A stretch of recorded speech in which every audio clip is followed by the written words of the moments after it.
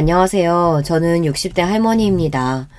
저는 몇 년 전까지만 해도 손주들 돌보느라 자기 시간도 없이 지내는 친구들을 보면 이해가 안 됐어요. 젊어서는 자식들 키우느라 온갖 고생 다 하고 늙어서 이제 좀 편하게 쉬어보나 할 때쯤 다시 자식들 뒷바라지하랴 손주 육아하랴 헌신하는 모습들이 안쓰럽게 보였거든요. 그런데 어느새 제가 지금 딱 그 짝이에요. 자식이라고는 딸 하나 있는데 요즘 들어 딸내미 뒤치다거리만 하느라 시간 가는 줄 모르고 지내고 있습니다. 딸애가 몇 년 전 결혼을 했거든요. 사실 저는 이렇게 될 줄 모르고 딸애가 시집만 가도 저도 육아에서 드디어 해방되는 건 줄 알았습니다. 그런데 오히려 딸이 결혼하고 나니 신경 쓸 게 더 많더군요. 딸애가 시집간 시댁이 우리 집과는 달리 영 까다로워요. 저나 남편이나 결혼이야 애들 둘이서만 좋으면 그만이지 싶은데 사돈댁은 그렇지가 않더라고요. 딸에게 언뜻 들어도 사돈댁은 만만치 않아 보였습니다. 딸의 말로는 안 싸더니 하루에 한 번씩은 꼭 전화한다며 귀찮다고 하더라고요.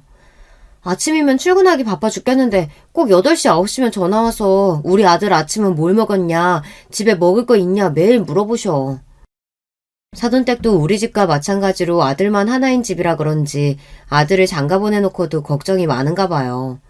제 딸이 당신네 아들 밥이라도 굶기면 어떡하나 매일 검사를 하더라고요. 다 큰 성인이 밥이야 알아서 챙겨 먹으면 되지. 요즘이 어떤 시대인데. 자기 아들 앞집밥을 왜 너한테 물어본다니? 안 되겠다. 나도 김서방한테 전화해야지. 저도 한 성격 한다면 하는 사람이에요. 아무리 사위 자식이 귀하다고 해도 저에게는 제 자식이 더 귀합니다. 제 딸내미도 시집가서 일하랴 살림하랴 바쁘고 힘든데 시어머니라고 시집살이까지 시키니 짜증이 났어요. 그런데 그때 딸애가 제 말에 그러지 말라고 말리더군요. 김서방한테 전화해서 뭐라고 하려고.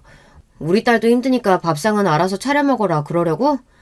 뭐라고 하긴 뭐라고 그래. 안 싸더니 시어머니라고 자꾸 시집살이 시키려고 하니까 김서방더러 엄마 단속 좀 시키라고 하려고 하지. 제 경험상 원래 시어머니라는 사람들은 며느리가 백날 어쩌니 저쩌니 말해도 소용이 없습니다. 며느리가 네네 알겠습니다 하면 바본 줄 알고 더 만만하게 생각하고 또박또박 말대꾸라도 하면 버르장머리 없다고 할 게 뻔하니까요. 그나마 자기 아들이 말해서 알아들으면 다행이었죠. 그래서 제가 직접 사위에게 이야기를 하려고 한 거예요. 누가 봐도 사돈이 하는 짓은 이제 결혼한 지 얼마 안 된 며느리 시어머니가 길들이려고 하는 짓이니까요. 아이고 됐네요. 나도 그냥 힘들어서 엄마한테 하소연 좀 한 거니까 괜히 김서방 앞에서 티내지 마요. 딸아이가 속상해서 제게 하소연하다가도 제가 사위에게 한 소리 하겠다고 하면 항상 말렸어요. 제가 사위에게 말했다가 시어머니 귀에라도 들어가면 피곤하다고요. 요즘 같은 세상에 시집살이 하는 며느리가 어디 있다고. 너는 답답하게 매일 참기만 하니? 너도 자꾸 참기만 하지 말고 할 말은 하고 살아. 제 딸이지만 제가 보기에도 애가 좀 답답한 구석이 있기는 해요. 요즘 같은 시대에 왜 그러는지 항상 보면 딸애는 지 남편 시댁 눈치를 그렇게 보더라고요. 딸아이 시부모야 제가 겪어보지 못해서 잘은 모르지만 사위는 딸애가 뭐라고 하든 이해를 못할 애가 아니거든요. 제가 보기엔 우리 사위가 참 자상하고 다정한 성격이라 딸애가 말하면 다 들어줄 텐데 딸애는 항상 보면 할 말도 못하고 자기 속만 태우는 것 같더라고요. 결혼할 때도 그랬어요. 딸애가 사위와 결혼식장을 알아보러 다니라 정신이 없을 때였어요. 제가 보기에는 한눈에 봐도 사위는 최대한 이른 날짜에 식을 올리고 싶어 안달이 나 있었어요. 반면 딸아이는 날짜를 미루지 못해서 안달이더군요. 저는 그런 딸이여 어쩐지 걱정돼서 이것저것 꼬치꼬치 물었습니다. 둘이 좋아서 결혼하겠다고 해놓고 왜 갑자기 나를 미루고 싶어하나 해서요. 혹시나 둘 사이에 제가 모르는 일이 있는 건가 싶어 물었는데 딸애가 생각지도 못한 소리를 하더라고요. 드레스 입으려면 적어도 7, 8kg는 더 빼야 하는데 결혼식이 2달 뒤면 너무 기간이 짧잖아. 그때까지 살을 어떻게 빼. 적어도 서너 달은 있어야지. 아이고 네가 뺄 살이 어딨다고 거기서 살을 더 빼. 신부가 너무 말라도 드레스 입으면 안 예뻐. 괜한 짓 하지 말고 김서방이 말한 대로 다다음 달로 그냥 해. 엄마는 내 맘 몰라. 결혼식 날 다들 와서 신부만 볼 텐데 이 꼴로 어떻게 드레스를 입어. 어머, 얘가 결혼할 때가 돼서 그런가 왜 이렇게 예민하게 굴어? 네가 뭐가 어떻다고 그래? 제 눈에는 그 누구보다 예쁘기만 한 딸이 자꾸만 자신감 없는 모습을 보이니 부모로서 너무 속상하더라고요. 김서방 주변에 얼마나 예쁘고 날씬한 여자들이 많은데 그 여자들이랑 비교 안 당하려면 결혼식당 내가 제일 예뻐야 돼. 저는 그날 제 딸이 혼자 중얼거리는 모습을 보고 적잖이 놀랐습니다. 제가 원래 저렇게 자존감이 낮은 애였나 싶더라고요. 너도 참 내 딸이지만 피곤하게 산다. 세상에 신경 쓸 게 없어서 뭐하러 김서방 주변에 있는 여자들까지 신경을 쓰니? 김서방이 그 많은 여자 중에 네가 제일 좋으니까 너랑 결혼하는 거잖아. 자신감을 좀 가져. 제 딸이라서 하는 말이 아니라 정말 제 딸은 어디 내놔도 빠지는 미모가 아니에요. 그런 애가 결혼식을 앞두고 예민하게 구니 털털한 저도 괜히 이런저런 걱정이 들더군요. 저도 노파심에 혹시나 사위가 딸을 두고 다른 여자하고 비교하거나 딸의 외모에 대해 자존심 상하는 말을 하기는 한 건가 싶어 딸에게 한 번 더 물어봤습니다. 김서방이 그런 비슷한 소리라도 한 거냐고요. 오빠도 남잔데 주변에 예쁜 여자들 많으면 속으로는 비교할 수도 있잖아. 얼씨구, 네가 할 일이 없으니까 괜히 쓸데없는 생각만 만들어가지고 하는구나. 괜한 소리 하지 말고 김서방이 하자는 날짜에 그냥 해. 지금에 와서는 제가 너무 어릴 때부터 과잉보호해서 애가 마음이 약하고 예민한가 싶기도 하지만 그렇다고 자신이 없는 아이로 키우지는 않았는데 왜 저러나 싶었죠. 당시에 저는 딸아이의 반응이 아무래도 걱정돼서 얼마 뒤 사위를 만났을 때 딸 몰래 슬쩍 사위에게 물어봤어요. 김서방, 자네가 혹시 우리 유정이한테 살 빼라고 그랬나? 애가 요즘 부쩍 살을 빼겠다고 얼마나 예민한지 툭하면 나한테 짜증을 내더라고. 아, 정말요? 우리 유정이가 얼마나 날씬하고 예쁜데 제가 그런 소리를 하겠어요. 아무래도 결혼식 날 드레스 입는 게 많이 신경 쓰이나 봐요. 물론 신부니까 이래저래 신경 쓰이겠지만 유정이 말로는 자네 친구 중에 예쁘고 늘씬한 친구들이 많다고 하더라고. 그게 아무래도 신경이 쓰이나 봐. 근데 자네 주변에 여자친구가 많은가 봐? 얼마나 많으면 우리 유정이가 스트레스까지 받으면서 신경을 쓰게 해. 농담조로 이야기는 했지만 저도 은근 사위를 떠본 겁니다. 뭐 친한 여자친구들이야 있을 수 있지만 딸아이가 그렇게 예민하게 이야기하는 게 아무래도 신경이 쓰이더라고요. 친구는요, 아니에요. 제가 하는 일이 그러다 보니까 주변에 여자 직원들이 많아서 그래요. 유정이가 싫어하면 당연히 따로는 볼 일 없죠. 그치? 우리 김서방이 얼마나 다정하고 자상한지 내가 잘 아는데 어련히 알아서 잘 하겠지. 사위가 의류회사에 다니다 보니 주변에 여자 직원들이나 모델들이 많은가 봐요. 딸에는 아무래도 그게 신경이 쓰이는 것 같고요. 사위의 말을 듣고 나니 저도 좀 안심이 됐습니다. 제 딸아이가 워낙에 어릴 때부터 내성적인 데다가 예민하고 소심했어요. 새학기가 되면 친구한테 먼저 다가가지도 못하고 친구가 먼저 다가오면 긴장해서 얘기도 잘 못했나 보더라고요. 거기다가 친구를 사귀어도 혼자 생각이 많아서 친구들 사이에서 힘들어하는 일도 많기는 했습니다. 저는 그런 딸아이가 항상 걱정되었어요. 저는 그래서 일부러 학교 친구들을 자주 집에 초대하기도 했습니다. 형제도 없이 매일 혼자이다 보니 더 내성적이고 소심해지는 건가 싶어서요. 그래서 더 제가 딸내 옆에서 항상 붙어 있으려고 노력했어요. 이런 말 하면 유난이라고 하실지도 모르겠지만 저는 딸아이 초등학교 6학년 될 때까지 학교에 데려다주고 데리러 갔습니다. 외동이라 귀해서 그런 것도 있지만 얘가 하는 일이 다 못 믿어왔거든요. 초등학교 고학년이 될 때까지 혼자 운동화끈도 맬 줄 모르고 소심해서 가게에 들어가서 아이스크림도 하나 사 먹질 못하니 걱정돼서 혼자 둘 수가 없더라고요. 더군다나 남편이 당시에 해외 지사에서 근무 중일 때라 몇 년 동안 저와 딸아이밖에 없었어요. 그러다 보니 딸아이에게 일어나는 모든 일이 다 제 책임이라는 느낌이 강했습니다. 주변에서 그러기도 했고요. 특히나 시어머니가 그랬어요. 제 남편이 방송국 기자였어요. 그래서 외국에 특파원으로 가게 된 건데요. 남편이 해외에 있다 보니 제가 혼자 애를 데리고 시댁에 갈 일이 많았죠. 사실 저는 가고 싶지 않았어요. 가봐야 불편하기만 하니까요. 하지만 며느리로서 어디 그럴 수 있나요? 명절이고 제사고 저는 항상 애만 데리고 혼자 다녀왔습니다. 며느리가 남편도 없이 혼자 지내면서 애 키우느라 고생하는데도 저희 시부모님은 그런 저를 전혀 알아주지 않으셨습니다. 오히려 남편이 벌어서 보내주는 돈으로 편하게 놀고 먹는 사람 취급을 하셨어요. 거기다가 시어머니고 시아버지고 워낙 무뚝뚝하고 차가우신 분들이라 저나 딸애한테 살갑게 해주신 적이 없었어요. 만나기만 하면 가족끼리 이런 말을 꼭 해야 하나 싶은 이야기만 하셨습니다. 너는 볼 때마다 옷 입는 게 왜 그러니? 누가 보면 네 남편이 생활비도 안 주는 줄 알겠다. 얘도 그래. 오랜만에 할머니 집에 데려오는데 깔끔하게 좀 예쁘게 입히지 그래. 저게 뭐니? 명절이라고 신경 써서 새로 사서 입힌 옷인데 마음에 안 드세요? 아이고, 그걸 돈 주고 새로 산 거야? 나는 또 동네 시장에서 주워다 입힌 줄 알았다. 지금이야 저도 어디를 가든 하고 싶은 말은 시원하게 다 하는 아줌마가 됐지만 당시에는 나이도 어렸고 워낙 시부모님이 무서워서 바보처럼 내내만 하던 며느리였어요. 처음 결혼했을 때부터 저는 항상 시댁에 갈 때마다 긴장했습니다. 시부모님은 철저하게 학벌이나 집안을 중요하게 여기시는 분들이었어요. 그래서 처음부터 저를 며느리감으로 탐탁지 않아 하셨어요. 남편은 서울 명문대에 그 어렵다는 언론고시까지 단번에 합격한 데다가 시아버지는 사업으로 크게 성공하신 분이었어요. 반면에 저는 고졸에 집안도 변변치 않으니 처음부터 조건이 맞지 않는다고 결혼을 반대하셨죠. 하지만 남편이 저 아니면 평생 결혼 안 하겠다고 단식투쟁까지 하며 우기는 바람에 어쩔 수 없이 시키신 거였어요. 그래서 그런지 시부모님은 제가 남편과 결혼하고 아이까지 낳았는데도 마음을 열지 않으셨어요. 거기다가 남편보다 저를 많이 닮은 딸아이도 별로 예뻐하지 않으시는 게 티가 났는데요. 하도 잔소리를 하셔서 저 나름대로 신경 쓰고 가도 시어머니 마음에 든 적이 한 번도 없었습니다. 심지어 한 번은 제 차림새에 대해서 잔소리를 듣는 게 싫어 백화점에 가서 가장 잘 나간다는 옷을 비싸게 주고 사서 입고 간 적이 있는데요. 그런데도 시어머니는 저를 보자마자 안목이 없네, 돈 쓸 줄 모르네 하시면서 구박을 했어요.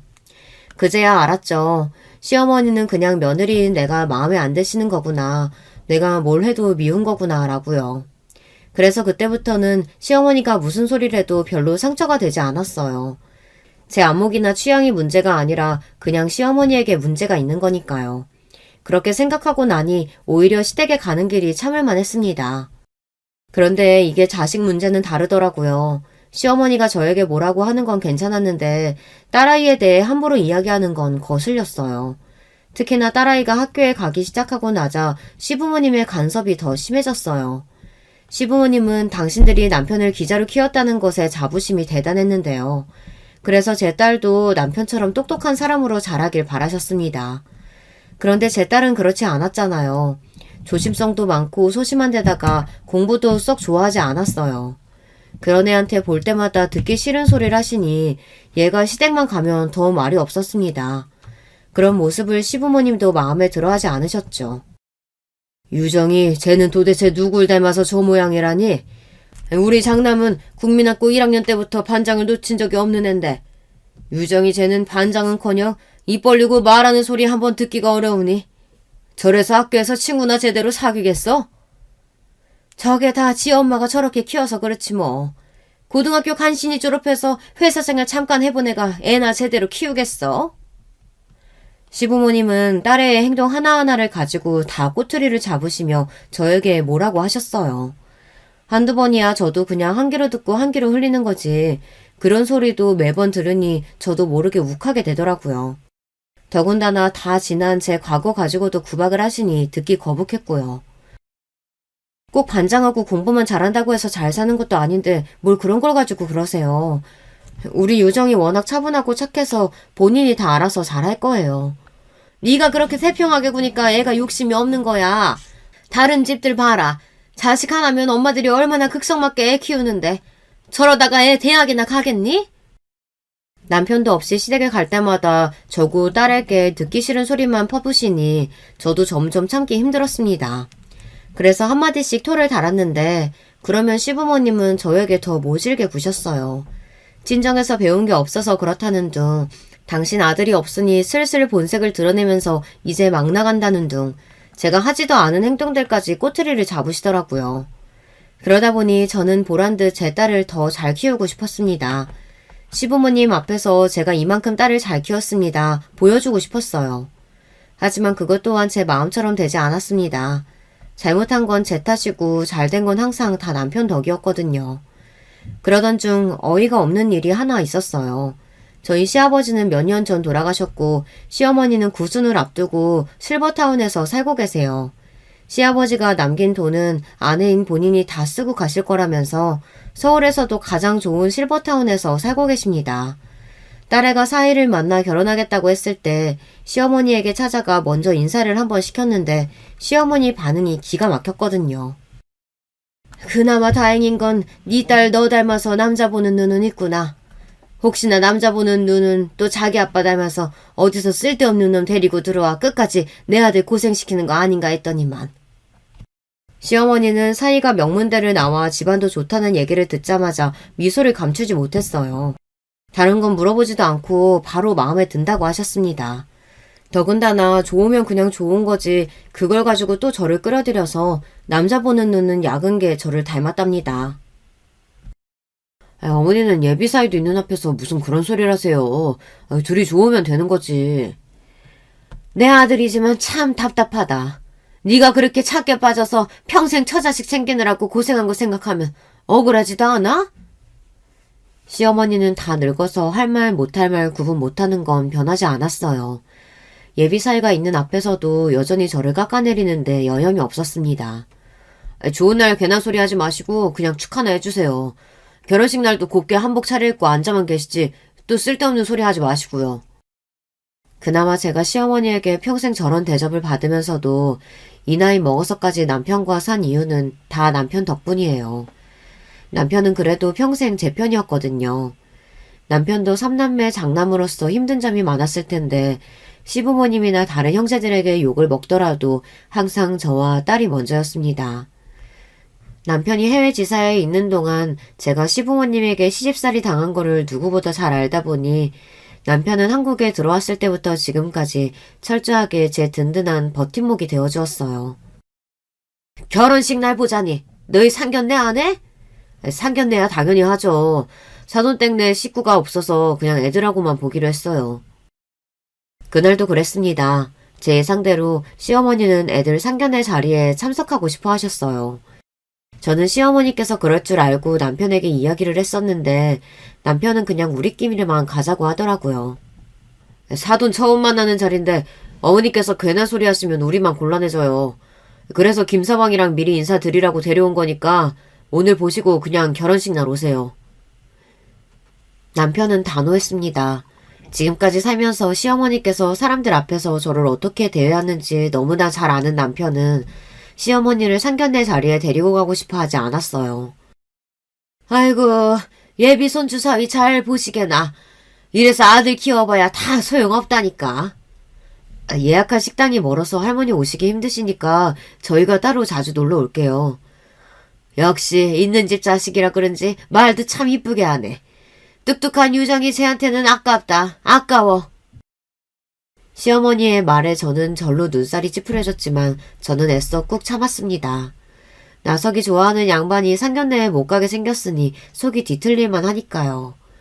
그리고 무엇보다 저도 사위를 볼 정도로 나이가 들고 보니 시어머니의 마음을 아예 100% 이해 못하는 것도 아니에요. 사실 저도 사위가 전부 다 마음에 드는 건 아니에요. 사위를 처음 만났을 때는 사위가 썩 마음에 들지 않았어요. 딸아이에게 듣기로는 집안도 좋다고 하고 학벌도 좋다고 하니 그러려니 했는데 막상 만나니 제가 생각한 느낌이 아니더라고요. 말로 정확하게 표현할 수는 없지만 뭔가 느낌이 사람이 좀 가벼워 보였어요. 묻지 않았는데도 다니는 직장에 대해 구구절절 설명을 하는데 사실 저는 들어도 정확하게 무슨 일을 한다는 건지도 모르겠더라고요. 제가 옛날 사람이라 남자가 의류회사에 다닌다는 것도 영 마음에 안 들고요. 제가 봐도 너무 속물 같아 보여서 주변에 말은 안 했지만 저희 딸아이가 아직 대학원에서 공부하고 있어서 사이는 이왕이면 딱 들으면 아는 전문직이면 좋겠다 싶었거든요. 거기다가 예비 사위를 처음 봤을 때 겉으로 봤을 때는 사람이 좀 무뚝뚝해 보이고 차가워 보였어요.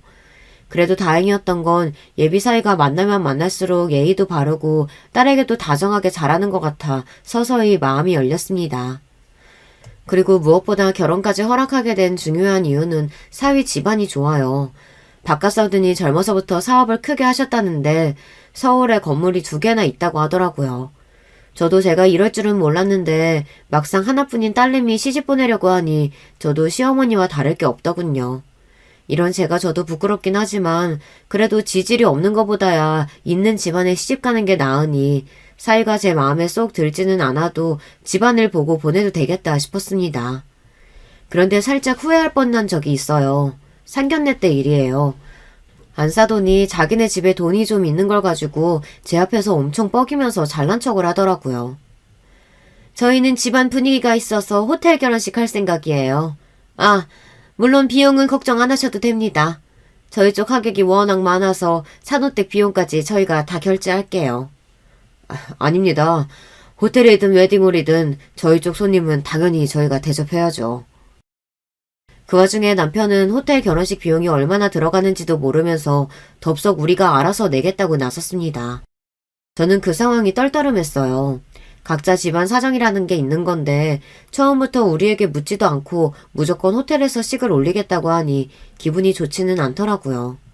그때였어요. 부창부수라고 바깥사돈까지 나서서 잘난 척을 하더군요. 에이, 이제 곧 가족 될 사이인데 괜한 자존심 부리지 않으셔도 됩니다.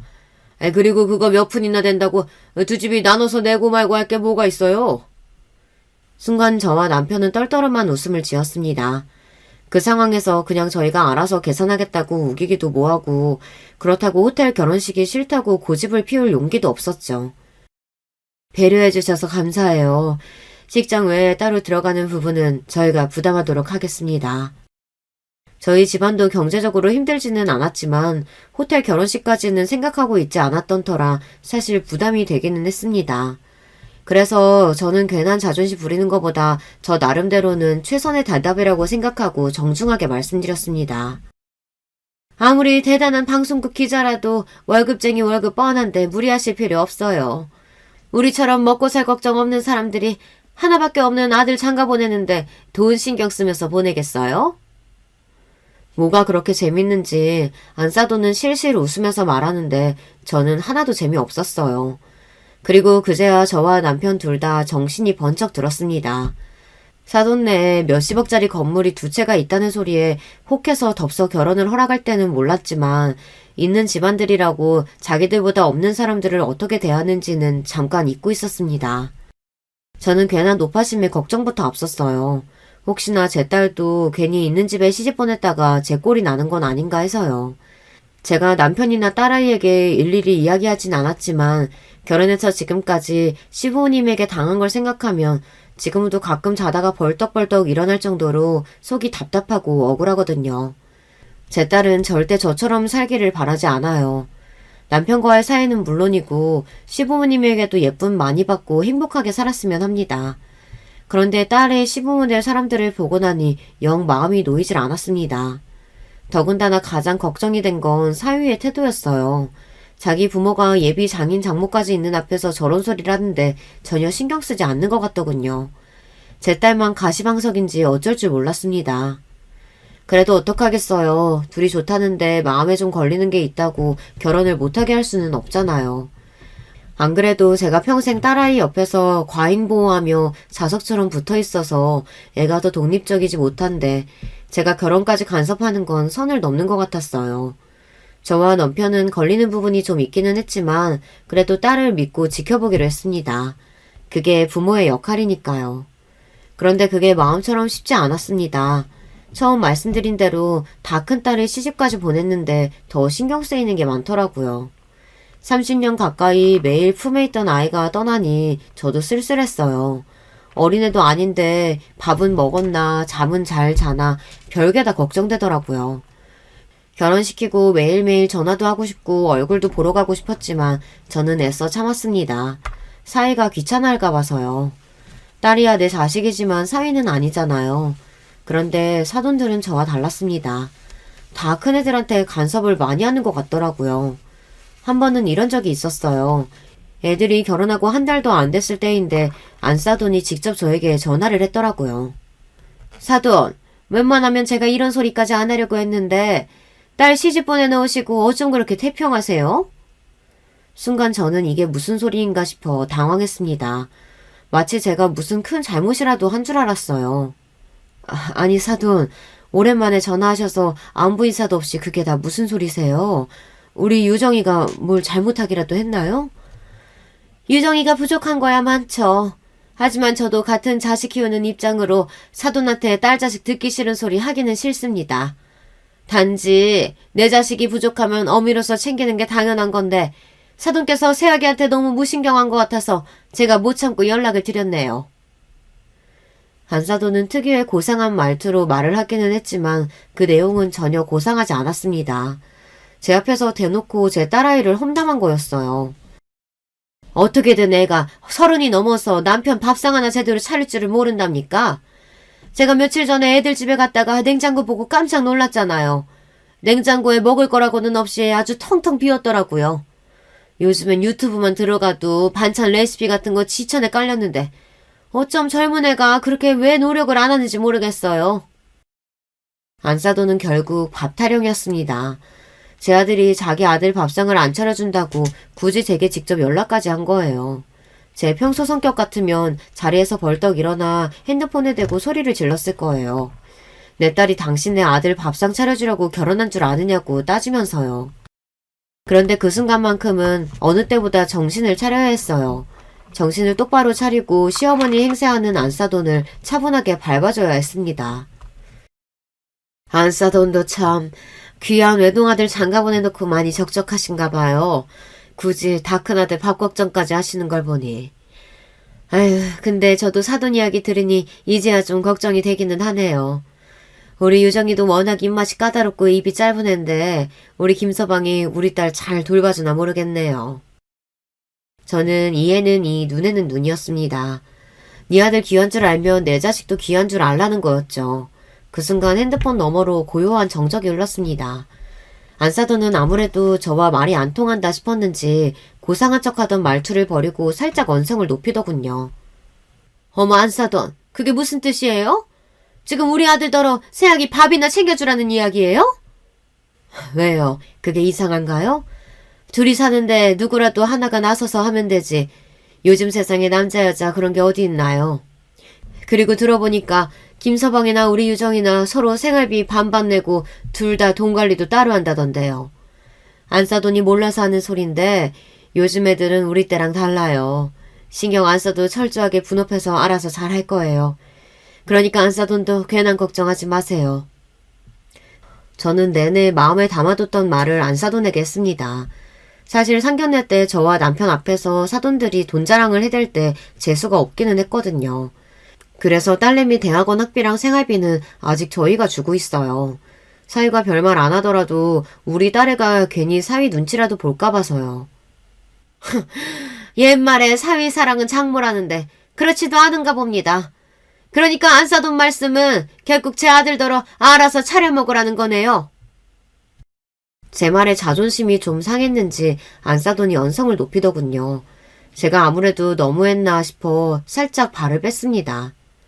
에이, 다 큰 어른인데 밥상 차리는 거 정도는 할 줄 알아야죠. 그래도 사돈 말씀이 맞아요. 사위 사랑은 장모라는데 제가 너무 무신경했네요. 제가 조만간 김서방 좋아하는 거 바리바리 싸들고 애들 집에 한번 가겠습니다. 안사돈은 아예 눈치 없는 시어머니는 아닌지 그래도 저와 통화한 이후 전보다는 좀 덜 딸을 귀찮게 하는 것 같더라고요. 그런데 얼마 뒤 생각지도 못한 일이 벌어졌어요. 딸아이에게 힘든 일이 생겼어요. 결혼하고 얼마 되지 않아 딸아이가 임신했다가 유산을 했습니다. 그것도 2년 사이에 2번이나 같은 일을 겪었어요. 지금도 그때만 생각하면 가슴이 산산이 찢어지는 것 같아요. 안 그래도 내성적이고 소심한 애가 그런 일까지 겪고 나니 더 주눅이 들어 말을 거의 하지 않더라고요. 저는 딸아이의 걱정에 하루도 마음 편할 일이 없었습니다. 엄마인 제가 기운을 차려야 하는데 저까지 밥도 안 먹히고 잠도 잘 자지 못했어요. 그래도 사람이 죽으라는 법은 없는지 와중에 좋은 일도 있었어요. 딸아이가 대학원 시절부터 꼭 들어가고 싶다던 직장에 들어갔습니다. 저는 엄마로서 이러고 있으면 안 되겠다 싶어서 딸아이를 축하해주기 위해 준비를 했습니다. 딸아이가 좋아하는 음식들을 해서 딸 집에 갔어요. 딸은 뭘 이렇게 많이 해왔냐고 궁시렁거렸지만 저는 딸이 조금이나마 기운을 차렸으면 해서 바로 상을 차렸습니다. 애써 하나라도 더 먹으려고 노력했어요. 그런데 딸은 그런 어미 마음을 아는지 모르는지 영 신통치 않게 먹는 둥 마는 둥 했습니다. 입맛이 없다고요. 그런데 그때였어요. 딸네 집 번호키가 열리는 소리가 들렸습니다. 저는 사위가 벌써 왔나 싶어서 현관으로 나갔는데 현관문을 열고 들어온 사람은 사위가 아니라 다름 아닌 안사돈이었습니다. 안사돈은 저를 보자마자 놀라서 잠시 머뭇거리더니만 인사를 하는 둥 마는 둥 하고는 불쑥 들어오더라고요. 와 계신 줄 몰랐네요. 현관에 서 있는 제 눈도 잘 안 맞추고 대뜸 하는 말이 쌀쌀 맞았어요. 그 태도를 보니 저도 영 마음이 좋지 않더군요. 더군다나 더 기가 막혔던 건 딸아이였어요. 자기 시어머니를 보자마자 무슨 죄라도 지은 애처럼 잔뜩 긴장한 얼굴로 자리에 서서 어쩔 줄 몰라 하더군요. 저는 그런 딸이 안쓰러워서 자리에 앉아서 얼른 밥부터 먼저 먹으라고 했습니다. 얘가 아직 몸이 안 좋은지 통 밥을 못 먹어서 제가 음식을 좀 해왔어요. 사돈도 식사 안 하셨으면 같이 드세요. 저를 보고도 영 시큰둥해하는 안사돈의 행동에 저도 기분이 썩 좋지 않았어요. 하지만 그래도 애써 좋게 말을 했습니다. 그런데 제 배려에도 안사돈의 다음 행동이 어이가 없었어요. 제가 차려놓은 상을 쑥 훑어보더니 안 해도 될 말을 굳이 하더군요. 너는 그래도 밥이 목구멍으로 나와 가나 보다. 내 아들은 속상해서 전화해도 말도 한마디 못하던데. 저는 순간 제 두 귀를 의심했습니다. 아무리 시어머니라도 해도 그렇지 어떻게 얼마 전 아이를 잃은 며느리에게 저딴 소리를 할 수 있을까요? 저는 순간 얼굴이 뜨거워질 정도로 화가 나서 자리에서 벌떡 일어났습니다. 아니 사돈, 지금 그걸 말이라고 하십니까? 제 딸 얼굴 보고도 그런 말이 나오세요? 저는 너무 속상해서 반쪽이 된 제 딸아이 얼굴을 가리켰습니다. 아무리 자기 자식이 아니라도 그렇지 저는 보기만 해도 눈물이 벅차올라 돌아버릴 것 같은데 저딴 소리를 해대니 참을 수가 없더군요. 더군다나 더 화가 나는 건 딸아이가 2번이나 유산하는 동안 사돈이 제 딸에게 내내 저렇게 눈치를 줬을까봐 그게 더 화가 나고 걱정되더라고요. 아유, 이 기름진 음식들 좀 봐. 내가 너 앞으로 이런 거 먹지 말고 샐러드만 먹으라고 했지? 그리고 벌써 8시인데 왜 아직도 이러고 있어? 운동하러 안 가? 가야죠. 엄마 오셔서 잠깐 잊고 있었어요. 안사돈과 딸이 나누는 이야기에 저는 순간 미간이 구겨졌습니다. 이게 무슨 소리인가 싶어서요. 그런데 알고 보니 제 딸아이가 유산하고 나서부터 안사돈이 매일 찾아와 제 딸에게 저런 말도 안 되는 소리를 했다네요. 사돈, 이게 다 무슨 소린가요? 애가 몸 상했는데 빨리 몸보신부터 시킬 생각을 해야지. 샐러드는 또 뭐고 운동은 또 뭐예요? 그 순간 사돈은 제가 싸온 음식들을 다 치우기 시작했어요. 그러면서 한다는 말이 엄마라는 사람이 딸한테 매일 이런 거나 먹이니까 애가 잘못된 거라네요. 사돈이 뭘 이렇게 모르니까 새아기 쟤도 저렇게 아무것도 모르는 거 아니에요? 딸 자식을 얼마나 부실하게 키웠으면 애가 제대로 들어서질 않잖아요. 제가 앞으로는 새아기더러 식단이랑 운동 좀 하라고 했어요. 너 뭐하니? 빨리 운동 가라. 안사돈의 말에 딸아이는 놀란 토끼 눈을 하더니 정말 운동 가겠다고 준비를 했어요. 안사돈이 오자마자 잔뜩 주눅이 든 딸아이 반응을 보니 지금까지 사돈이 제 딸에게 어떻게 했는지 대충 알겠더라고요. 그 모습을 보니 저는 더 화가 났습니다. 손까지 벌벌 떨렸어요. 아기 잘못된 지 얼마나 됐다고 애를 운동을 시켜요. 유정아, 됐으니까 마저 밥 먹어. 모르면 좀 가만히 있어요. 새아기 제 나이가 몇 살인데 쉴 시간이 어디 있다고? 하루라도 빨리 못 만들어서 애 만들어야지. 사돈, 그만하시죠. 아무리 시어머니라도 그렇지 남의 집 귀한 딸한테 어디서 애를 가지라 마라 마음대로 해요. 그러게 생긴 애라도 잘 지켰어야지. 툭 하면 유산하니 그럼 어떡합니까? 우리 집안 대에 이르면 이렇게라도 해야지. 저는 순간 지금이 몇십 년 된가 싶었어요. 저랑 몇 살 차이도 안 나는 양반이 무슨 대를 잇네 마네 저런 시대착오적인 소리를 하나 싶었죠. 지금 제일 속상한 게 누군데? 사돈, 설마 뱃속에 아기가 유산된 게 우리 딸 잘못이라고 생각하시는 건가요? 그래서 우리 딸한테 구박이라도 한 거냐고요? 이 순간 저도 이판사판이었습니다. 사돈이고 뭐고 내 금지우겹 딸내미 건드리는 건 저도 가만히 보고 넘어갈 수 없었어요. 한 번이야 그럴 수도 있다고 하지만 두 번이면 상습적인 건데 당연히 새아기 탓이죠. 다 큰 여자애가 몸가리를 어떻게 했으면 우리 집 귀한 손주를 두 번이나 죽여요, 죽이기를. 제가 60살 넘게 살면서 별의별 인간을 다 봤지만 이런 여자는 처음 봤습니다. 상견례 때 봤을 때부터 이상하다 싶더니만 결국은 이 여자가 넘어서는 안 되는 선을 넘어버리더군요. 저는 순간 이성을 잃었습니다. 제가 주변에서 안 건드리면 참 조용하고 말 수도 없는 사람인데 화가 나면 눈이 확 돌아요.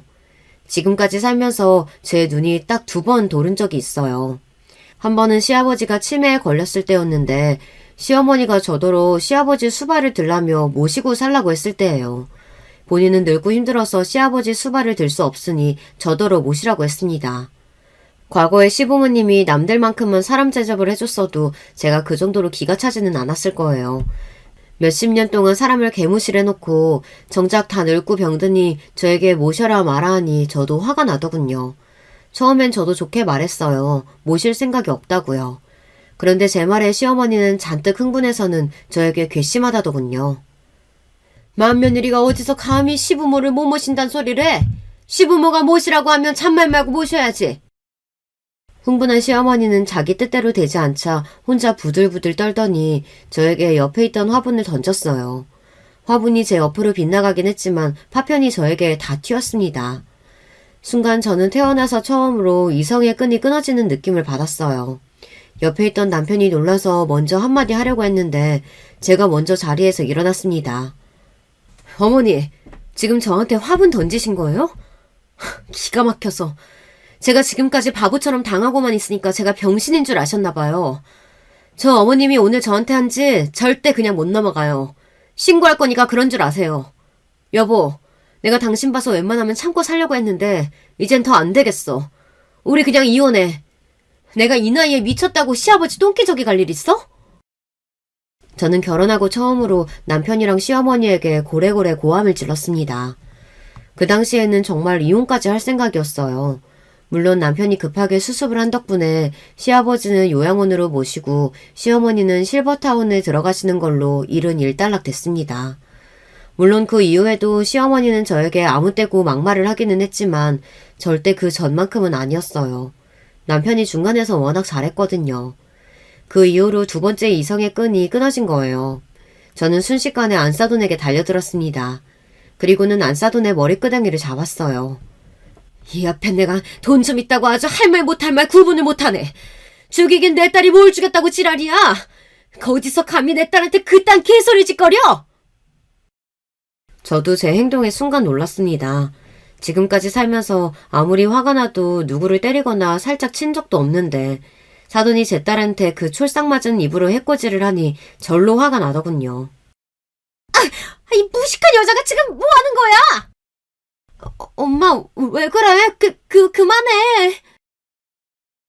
딸아이가 말리지 않았다면 저는 사돈 머리를 다 뜯어놨을지도 몰라요. 하지만 그 순간만큼은 참을 수가 없었습니다. 그리고 잠시 뒤 사위가 들어오길래 저는 그제야 마음을 진정하고 사돈의 머리를 놓았습니다. 사위는 이게 무슨 상황인가 싶은지 어리둥절했습니다. 그때였어요. 안사돈이 자기 아들한테 달려가 서럽다는 듯 난리를 치더군요. 아들, 내가 지금 무슨 일을 당한 줄 알아? 네 장모가 내 머리끄댕이를 잡았다니까? 엄마, 그게 무슨 소리야? 우리 장모님이 그러실 리가 있어? 진정하고 어떻게 된 일인지 차근차근 말해봐.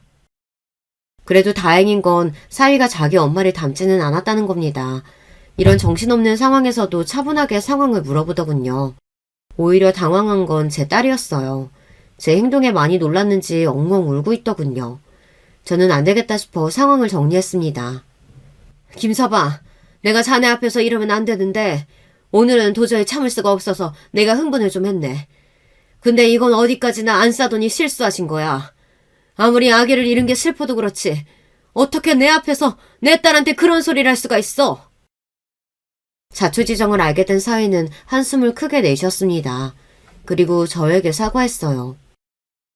아기 그렇게 되고 나서 어머니께서 집에 자주 들리시길래 저는 당연히 유정이가 몸이 많이 약해진 게 걱정돼서 챙겨주러 오시는 줄 알았어요. 그런데 이런 일이 있었는지 몰랐네요. 죄송합니다.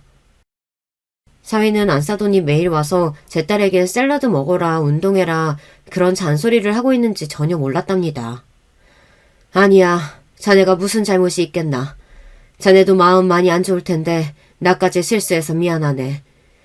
안사돈, 제가 머리까지 잡으면 안 되는 거였는데 순간 너무 화가 나서 저도 모르게 그랬네요. 미안합니다. 아이고 됐어요. 마음에도 없는 사과. 앞으로는 애들 일 말고 따로 보는 일은 없었으면 좋겠네요. 안사돈은 끝까지 자기 잘못을 인정하지 않고 저를 쏘아보다가 먼저 집에 가겠다고 가버렸어요. 사위가 데려다 주겠다고 했는데도 그냥 가버렸죠. 저는 계속 사위 얼굴 보고 있기가 민망해서 나가보겠다고 하고 집을 나섰습니다. 그런데 아파트에서 내려와 지하철역으로 가다 보니 딸네 집에 핸드폰을 두고 왔더라고요. 저는 놀라서 다시 딸네 집에 올라갔습니다. 그런데 제가 나오면서 문을 잘 안 닫았는지 현관문이 살짝 열려있더군요. 저는 저 스스로 정신이 나갔나 싶어 제 머리를 쿵 한 대 때렸습니다. 아이고 내 정신이야. 하긴 이런 일을 당했는데 정신이 제대로 바뀔 수가 있나. 저는 다시금 재수없는 안사돈 얼굴이 떠올라 머리를 세게 흔들었습니다. 그런데 그때였어요. 딸네 집 현관문을 열고 들어가려는데 집 안쪽에서 소란스러운 소리가 들렸습니다. 와당탕 뭔가 바닥으로 쏟아지는 소리가 들리더니 이내 사위 목소리가 들리더군요. 야, 네 애미 좀 왔다 갔다고 네 팔자가 달라질 것 같아? 치우라면 치우지 어디서 거만하게 굴고 있어.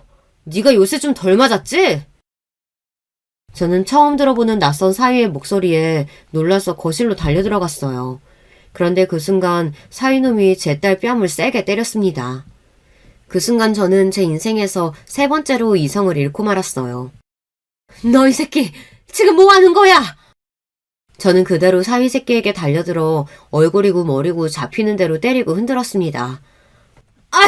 이거 놔요! 사위가 목소리를 높이며 놓으라고 난리를 치는데도 저는 쉴 새 없이 주먹을 내리쳤어요. 그때였어요. 딸아이가 바닥에 주저앉아 눈물을 쏟으며 펑펑 우는 소리가 들렸습니다. 엄마, 그만해. 엄마. 저는 놀라서 딸아이에게 달려갔어요. 그리고 꼭 안았습니다. 엄마, 나 집에 가고 싶어. 얼마나 우는지 말도 제대로 못하는 딸의 모습에 저는 순간 울컥했습니다. 저는 사위놈을 한 대 세게 쏘아보곤 곧바로 딸을 데리고 집으로 왔어요. 집으로 오는 길 내내 한마디도 안 하고 있던 딸아이는 집에 오자마자 결혼 전 썼던 방에 들어가 그대로 골아떨어졌어요. 그러더니 다음날 점심때가 되어서야 일어났어요.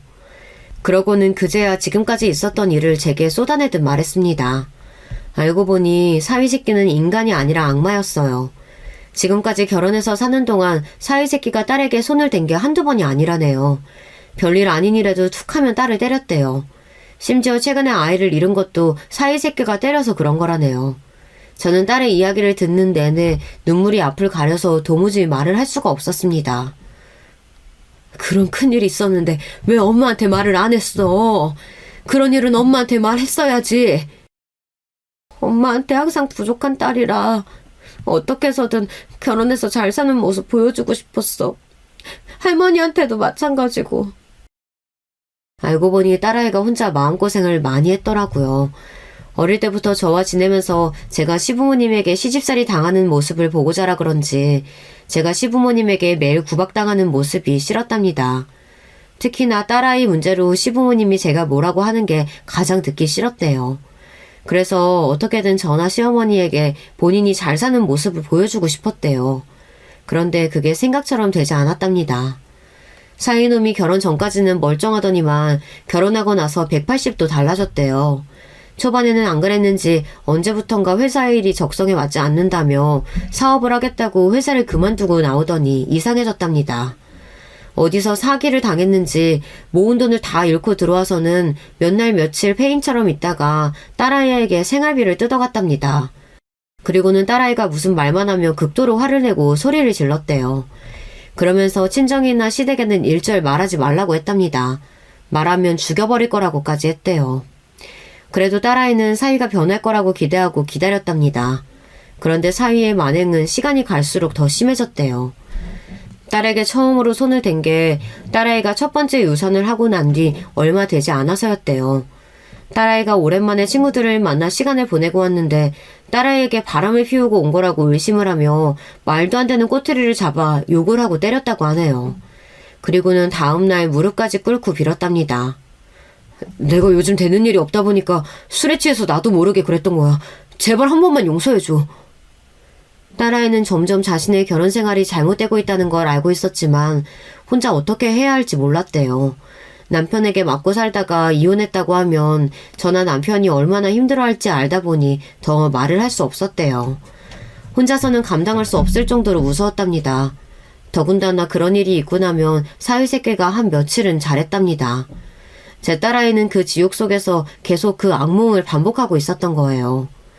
저는 이야기를 듣는 동안 가슴이 미어져서 제대로 앉아있을 수도 없었어요. 저는 딸 앞에 엎드리고 앉아 계속 미안하다는 말을 했습니다.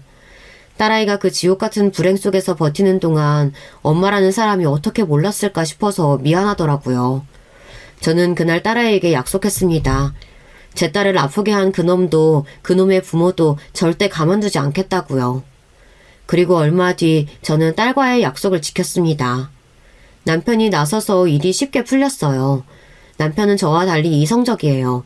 저처럼 머리끄댕이를 잡는 정도로는 끝나지 않았습니다. 얼마 뒤 그 재수없는 사위새끼와 바깥사도는 둘이 몇 개월 차이를 두고 구속됐어요. 사위놈이야 당연한 일이지만 바깥사도는 무슨 일이냐고요. 저희 남편이 기자 생활만 35년 하고 정년퇴직했어요.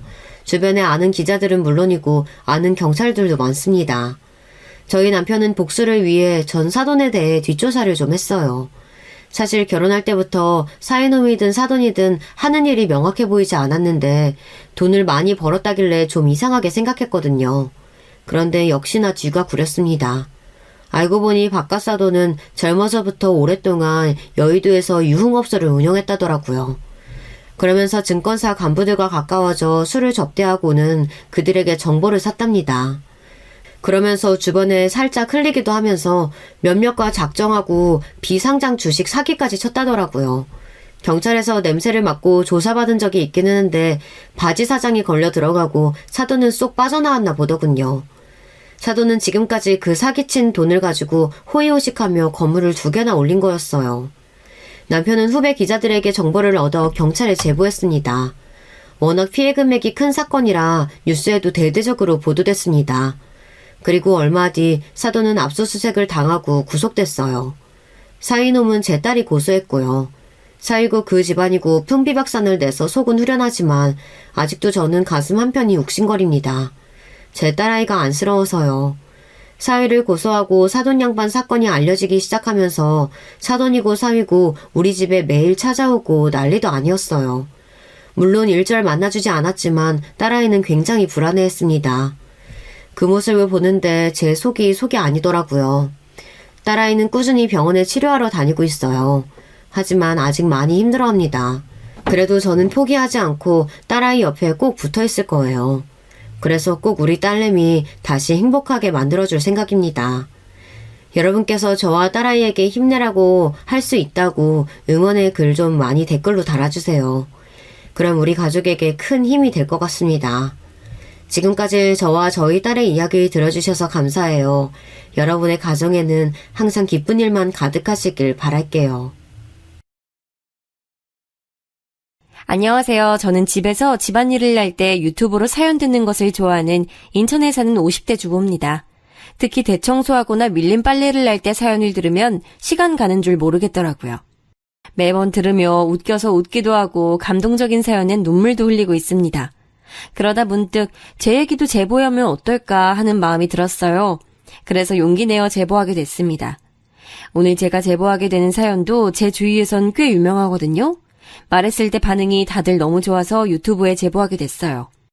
제가 준비한 사연은 바로 시댁에 관한 내용입니다. 혹시 시집살이를 생각하신 분들 계신가요? 그렇다면 반은 맞고 반은 틀립니다. 저는 오늘 시아버지와 시어머니에 관한 얘기를 할 거예요. 정말 두 분은 제가 이제껏 50년 넘는 인생을 살며 본 사람 중에 제일 성격이 불같은 사람과 제일 순한 사람이거든요. 어떻게 둘이 만났을까 궁금해서 남편에게 물어봤더니 역시나 예전 분들이라 그냥 집안 소개로 만났다고 합니다. 사실 소개라고 하기도 뭐하고 그냥 시어머니는 시댁에 팔려왔다고 하더라고요. 시아버지 집안이 워낙 부자였고 시어머니는 가난한 집에서 자라서 결혼을 빌미로 어느 정도 빚을 탕감할 수 있었다고 해요. 예전엔 이런 경우가 워낙 많았다고 하더라고요. 저는 제가 남편을 졸졸 쫓아다녀 결혼한 거라 전혀 해당하지 않지만 말이에요. 본격적으로 시댁에 관해 얘기하기 전에 짧게 남편을 어떻게 만났는지 설명하고 넘어가겠습니다. 왜냐하면 오늘 사연의 핵심이기도 하거든요. 저는 남편을 일하다 만났습니다. 고등학교를 졸업하고 저는 바로 대학에 가지 않았어요.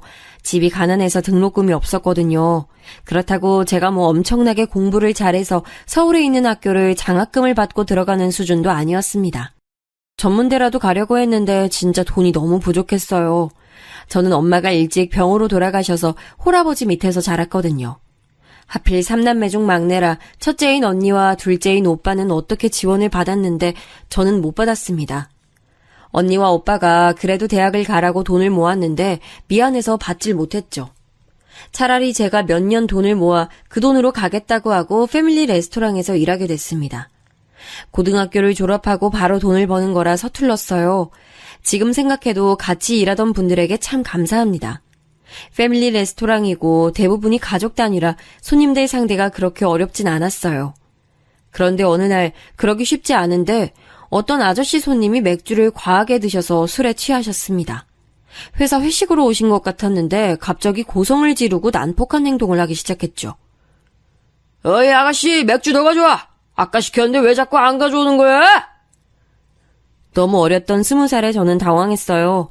다행히 점장님이 도와주셔서 어떻게 넘기고 있었는데 그 아저씨가 제 손목을 강제로 잡았습니다. 힘을 실어 테이블로 당기는데 속수무책이었어요. 그때 같이 일하던 직원 중 준수라는 오빠가 제 앞을 가로막았습니다. 그리고 아저씨를 강제로 떼어냈어요. 싫다는데 강제로 왜 이러세요? 이러시면 안 돼요. 계속 이러시면 경찰에 신고합니다. 그전까진 그냥 같이 일하는 오빠 그 이상 그 이하도 아니었는데 이 사건으로 저는 준수 오빠에게 반하게 됐습니다. 사실 슬프게도 오빠는 저를 좋아해서 그런 건 아니었어요. 제가 아무리 따라다녀도 매몰차게 거절했거든요.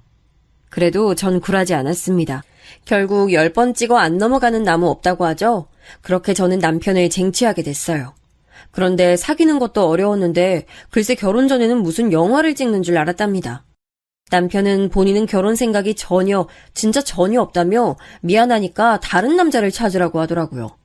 저는 남편을 너무 사랑해서 놓치기 싫었기 때문에 끈질기게 붙잡았습니다. 오빠 왜요? 제가 엄마가 없어서 그런 거예요?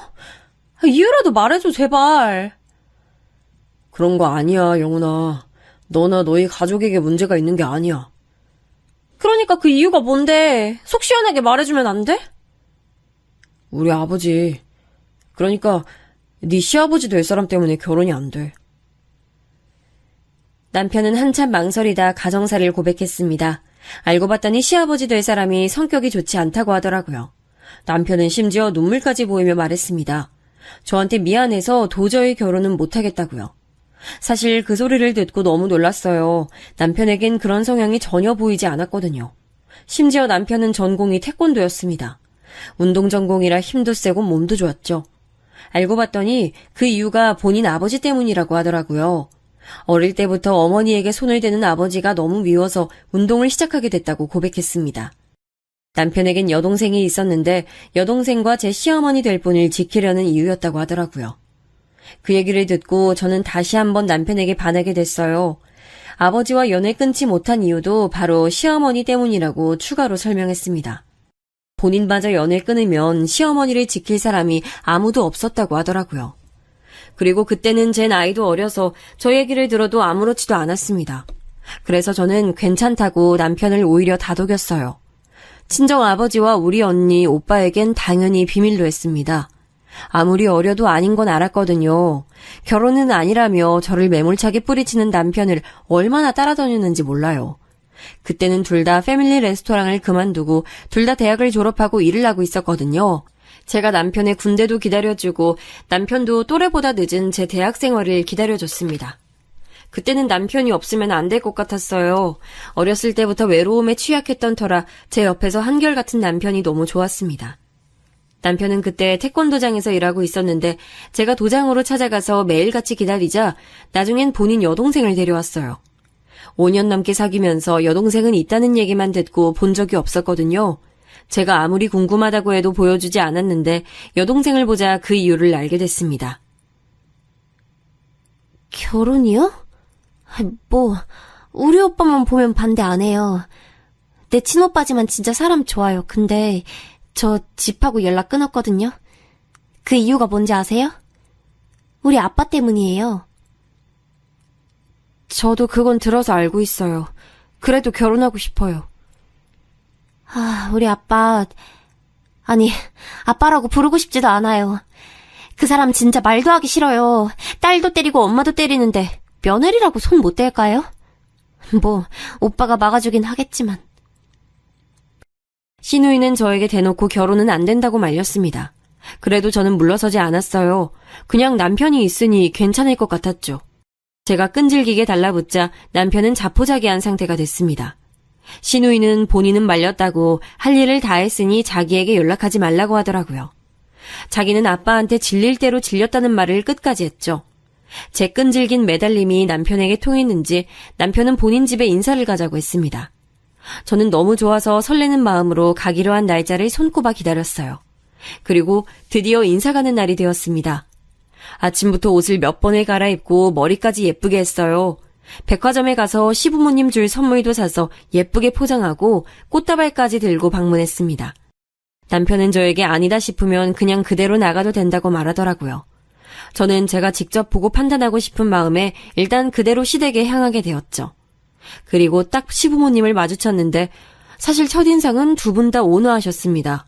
속으로 이렇게 다정하고 친절한데 사람을 때린다고 생각이 들 정도로요. 시아버지야 그렇다 쳐도 시어머니가 특히 제게 잘해주셨습니다. 우리 아들이 그렇게 칭찬하더라고요. 실제로 보니까 왜 그런지 이해가 가요. 이렇게 참하고 예쁜 아가씨가 며느리가 된다니 생각만 해도 기뻐요. 우리 집 와줘서 고마워요. 아니에요. 예쁘게 봐주셔서 감사합니다. 엄마 없이 자랐던 저는 시어머니의 따뜻한 환대에 마음이 녹았어요. 실제로 우리 집은 엄마가 일찍 돌아가셔서 제대로 밥을 먹지 못했거든요. 그런데 시어머니는 제가 집으로 온다고 하니까 말 그대로 진수성찬을 차려주셨습니다. 갈비찜, 잡채, 된장찌개, 갈치구이, 각종 밑반찬까지 아직도 그 식탁이 생각이 나요. 특히 제가 고기를 좋아해서 갈비찜을 잘 먹으니까 저 먹으라고 반찬을 담아주셨습니다. 그런 시어머니를 보니까 괜히 마음이 뭉클했어요. 저는 자라면서 엄마 품이 항상 그리웠는데 시어머니를 보고 엄마를 다시 만난 기분이 들었습니다. 시아버지는 시어머니만큼은 아니었는데 그래도 나름 친절하셨어요. 특히나 누구를 때릴 만한 행동은 전혀 보이지 않았습니다. 걱정과는 달리 아주 순조롭게 인사를 마칠 수 있었어요. 오빠, 생각보다 아버님 되게 다정하신데? 그리고 난 어머님 보니까 우리 엄마가 생각나. 너무 따뜻하고 좋은 분이셔. 처음이라 티를 안 냈나 봐. 엄마는 진짜 다정하고 좋은 분이셔. 영은아, 진짜 마지막으로 한 번 더 생각해봐. 널 위한 선택이라 그래. 난 괜찮아. 그리고 무슨 일 있으면 오빠가 막아줄 거잖아. 난 오빠 믿어. 저는 진심으로 남편을 믿었어요. 결혼할 때 시부모님 될 사람들이 그렇게 중요하다고 언니가 저에게 항상 말했거든요. 그런데 시어머니 될 분이 너무 따뜻하니 결혼 생각이 더 간절해졌습니다. 그렇게 저는 제 선택을 확신하고 결혼 준비를 시작했죠. 다행히 상견례도 무사히 마쳤고 결혼 준비하며 상대적으로 우리 집이 경제적으로 더 안 좋았는데 시아버지가 굉장히 아무렇지 않게 지원을 많이 해주셨어요. 지원을 받을 만큼 받으니 친정에서도 결혼을 적극적으로 찬성하셨죠. 그렇게 시작된 결혼 생활은 그렇게 어렵지 않았습니다. 명절이나 생신 때 시댁에 방문해도 시아버지는 누구를 때리는 모습을 보이지 않았어요. 남편은 그래도 불안하다고 시댁과 가까이 살길 원했죠. 그래서 신혼집도 시댁에서 10분 거리에 얻게 됐습니다. 그러다 시아버지의 욱하는 성질을 보게 된 때가 있었어요. 그날은 바로 결혼 후 첫 시아버지 생신이었습니다. 시어머니보다 시아버지 생신이 빨라 저한테는 첫 생신이셨죠. 주변도 그렇고 우리 친언니도 그렇고 결혼 후 첫 명절은 며느리가 생일상을 챙기는 경우가 많더라고요. 저도 그래서 언니한테 급하게 연락해서 열심히 생일상을 준비했습니다. 시어머니에게 몰래 연락해서 제가 준비한다고 말도 꺼냈어요. 그렇게 신혼집에서 열심히 준비해서 시부모님을 기다렸습니다. 그런데 7시까지 오시기로 하셨는데 8시가 돼도 오지 않더라고요. 혹시 무슨 일이 생긴 건지 남편과 걱정하고 있는데 점점 남편의 표정이 안 좋아지기 시작했습니다. 시간이 흐르며 더 초조해했어요. 손톱까지 물어뜯으며 시어머니 걱정을 심각하게 하기 시작했죠. 두 분 다 전화도 받지 않고 아예 연락이 전혀 되지 않으니 차라리 시댁에 가보자고 결론을 내렸습니다. 그때가 정확히 8시 30분이었어요. 남편과 차키를 챙겨 주차장으로 가려고 준비할 때 띵동 하고 초인종이 울렸습니다. 인터폰을 보니 시부모님이셨죠. 어머님, 아버님, 걱정했어요. 무슨 일 있으셨어요? 아유, 미안하다, 영은아. 오는 길에 가벼운 접촉사고가 났어. 연락한다는 게 우리도 당황해서 그러질 못했네. 아, 그러셨어요? 어디 아프진 않으세요? 그래도 병원 가보시는 게 좋을 것 같아요. 아니야, 괜찮아. 아유, 우리 영은이가 요리까지 했는데 병원은 무슨. 괜찮아. 오래 기다리게 해서 미안해. 시부모님은 시댁에서 우리 집으로 오는 길에 접촉사고가 났다고 하셨어요. 그런데 시어머니만 우리 부부에게 미안하다고 말씀하시고 시아버지는 입을 꾹 다물고 계셨습니다. 아무 말도 하지 않고 그러고 계시니 저는 괜히 눈치가 보였어요. 어색하게 식탁에 앉아 다 식은 요리를 먹고 있는데 남편의 표정도 점점 굳고 말이 없어졌습니다. 저는 결혼하고 이런 분위기가 처음이라 너무 어색했어요. 시어머니가 그나마 분위기를 풀어보시려고 노력하셨죠. 둘이서만 대화하며 억지로 식사를 이어갔습니다. 시아버지는 밥을 먹고 꼭 담배를 피우시고 나세요. 그날도 식사를 마치고 시아버지가 담배를 피우신다고 밖으로 나가셨습니다. 나가시자마자 남편은 시어머니에게 말했어요. 엄마, 아버지가 또 때렸어요? 응? 아니야. 얘가 지금 무슨 소리를 하는 거야? 아니, 지금 분위기가 딱 봐도 그렇잖아. 오는 길에 무슨 일 있었던 거예요? 아유, 아니야. 얜 무슨 영은이 앞에서 못하는 소리가 없어. 남편 말을 듣고 저는 깜짝 놀랐습니다. 시어머니는 계속 제 눈치를 보셨죠. 전 이게 무슨 일인가 싶어 눈만 동그랗게 뜨고 남편과 시어머니를 번갈아 쳐다봤어요. 남편은 표정을 고치고 아버지가 또 손을 댔냐고 점점 격양됐습니다. 시어머니는 끝내 아니라고 말씀하셨죠. 그때 시아버지가 집에 다시 들어오셨습니다. 이상해진 분위기를 감지하셨는지 시아버지는 제 앞에서 처음으로 욕설을 내뱉으셨어요. 저를 향한 욕설도 아니었고 누구를 특정해서 하신 것은 아니었지만 분위기가 매우 험악해졌습니다. 제 표정이 안 좋아지자 시어머니가 중간에서 계속 중지하셨어요. 오랜만에 아들 부부 집에 오셨는데 두 분 다 자고 가세요. 응? 아니야. 집에 가도 괜찮어. 아니요, 자고 가세요. 아까 영은이도 그러라고 했어요. 남편은 급기야 두 분을 자고 가라고 했습니다. 그리고 저를 방 안으로 데려가더니 힘겹게 말을 꺼냈어요. 여보, 미안해. 그런데 아무리 봐도 지금 아버지 상태가 이상해. 이대로 엄마를 아버지랑 보낼 수가 없어. 오늘만 우리 집에서 자고 가라고 하자. 아버지가 그래도 시간이 지나면 또 아무 일도 없었다는 듯이 풀어주셔. 엄마를 위해서 내가 너무 미안해. 응? 아니야, 괜찮아. 시부모님은 남편이 계속 자고 가라고 하자 자고 가셨어요. 그리고 그날 밤 옆에서 지켜보니 진짜로 시아버지는 욱하는 성질이 있더라고요. 텔레비전을 보다가도 갑자기 욕설을 내뱉는다거나 괜히 우리가 키우는 강아지에게도 성질을 내셨어요. 제가 그동안은 시아버지와 이렇게 오래 있을 시간이 없어 몰랐던 거죠. 괜히 죄도 없는 우리 강아지에게 시끄럽다고 하는 걸 보고 마음속으로 상처를 받기도 했습니다. 반면 시어머니는 자고 가는 게 미안하다고 하시며 청소를 자꾸 하셨어요. 제발 가만히 있으라고 해도 들은 척도 하지 않으셨죠. 아, 어머님, 청소 안 하셔도 괜찮아요. 제가 부담스러워요. 이제 그만 주무세요.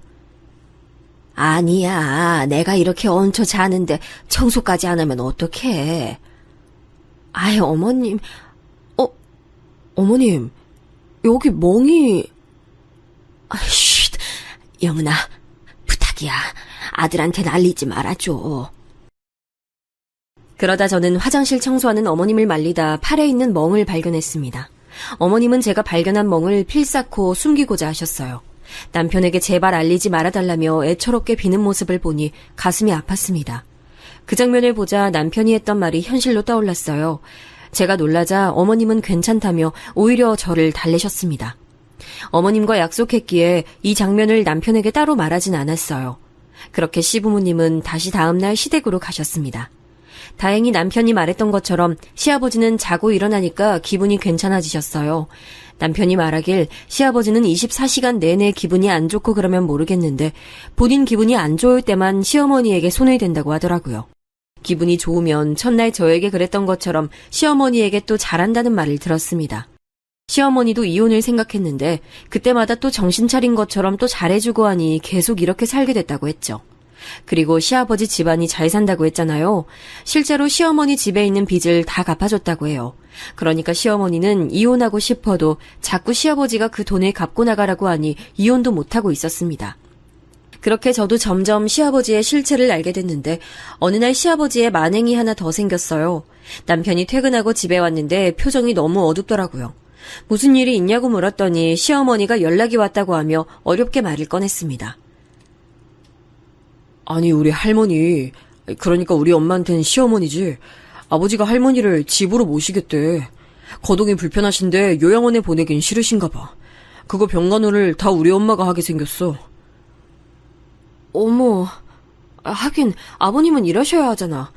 상의도 없이 그런 거야? 그냥 무작정 데려왔나 봐. 아무런 언질도 없이. 엄마가 너무 당황하셔서 전화하셨더라. 우리 엄마가 그리고 시집살이를 많이 당했거든. 속상하네. 여보, 우리가 중간에서 중재라도 해보는 게 어때? 남편에게 들어보니 시어머니는 시어머니의 시어머니에게 시집살이를 많이 당하셨더라고요. 시어머니는 20살 때 시집 오셨는데 그때부터 집안 식모처럼 일하셨다고 합니다. 온갖 집안일부터 집안 어른들 병간호까지 안 하는 일이 없으셨대요. 실제로 남편의 할아버지, 시어머니에겐 시아버지죠. 마지막에 돌아가시기 전에 병원에 3년을 계셨는데 그때도 시어머니가 옆에 딱 붙어서 간호했다고 합니다. 시댁 식구들이 밥을 먹기 전에는 밥을 먹을 수도 없었대요. 우리 딱한 시어머니는 오히려 며느리인 저에게는 어찌나 잘해주셨는지 몰라요. 우리 집에 놀러 오시라고 해도 잘 오지 않고 어쩌다 오시면 온갖 집안일을 다 해주십니다. 제가 시댁에 가면 물 한 방울이라도 묻히지 않게 하셔요. 엄마가 어릴 때 돌아가셔서 기본적인 생활살림을 모르는 저에게 시어머니는 백과사전이셨습니다. 제대로 바느질도 못하는 저를 단추를 다는 법부터 옷의 길이를 줄이는 법까지 다 알려주셨어요. 제가 잘 먹으면 반찬을 싸주시고 또 그 음식을 만드는 방법을 손으로 적어주셨죠. 이런 시어머니를 시아버지가 또 고생시킨다고 생각하니 마음이 아팠습니다. 그래서 일단 우리 부부가 말이라도 꺼내보려고 시댁을 방문했어요. 그런데 저는 그날 너무 놀라게 됐습니다. 바로 시아버지의 행동 과잉을 제 눈으로 처음 직접 목격한 날이거든요. 시아버지의 행동은 와장창 하는 소리와 함께 시작됐어요. 저와 남편이 요양원 단어를 꺼내자 시아버지는 호통을 치셨습니다. 그러더니 갑자기 거실에 있는 화분을 내동댕이 치기 시작했어요. 그리고 뒤로는 욕설과 굉음이 난무했어요. 내가 내 엄마 집에 모시겠다는데 니들이 뭔데 이래라 저래라야, 어? 여보, 참아요. 빨리 죄송하다고 해. 여보, 제발. 당신이지? 당신이 또 아들한테 일렀지? 이게 다 너 때문이잖아! 내가 내 엄마도 집에 못 모셔, 어? 시아버지는 갑자기 시어머니에게 모든 원인을 돌렸습니다. 시어머니는 그런 시아버지의 허리를 잡고 달래려고 애쓰셨어요. 저는 너무 당황스러워서 어찌할 줄을 모르겠더라고요. 남편은 그런 저를 데리고 집을 나서려고 했습니다. 그런데 그것마저 시아버지가 앞을 막아 그럴 수가 없었어요. 당황스러운 저를 보고 시어머니는 괜찮으니 빨리 나가라고 몸을 던져서 막아주셨죠. 시어머니는 애초에 몸이 작고 연약하신 분이세요. 저보다 키도 10cm가 작으시고 뼈대도 여리여리하시거든요. 그런데 안간힘을 써서 저를 보호하려고 하셨어요. 그 모습을 보고 저도 가만히 있기가 그렇더라고요. 그래서 시아버지를 말리는 시어머니의 손을 잡았습니다. 그리고 남편과 함께 시어머니를 시댁에서 데리고 나왔어요. 시아버지는 혼자 분노해서 굉음을 지르고 온갖 살림을 때려 부수고 계셨죠. 아이고, 너희 아버지 어떡하니? 아유, 저 양반이 또 화가 났네. 엄마 제발요, 제발. 엄마 몸이나 챙겨야지 거기서 아빠를 걱정하면 어떡해요? 맞아요, 어머님. 일단 저희 집으로 가서 진정하는 게 좋을 것 같아요. 이 정도일 줄은 상상도 못했어요.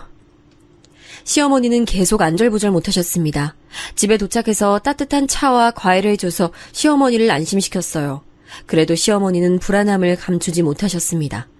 집에 오자 남편과 제 핸드폰으로 전화가 계속 오기 시작했어요. 우리 부부는 오기로 받지 않았습니다.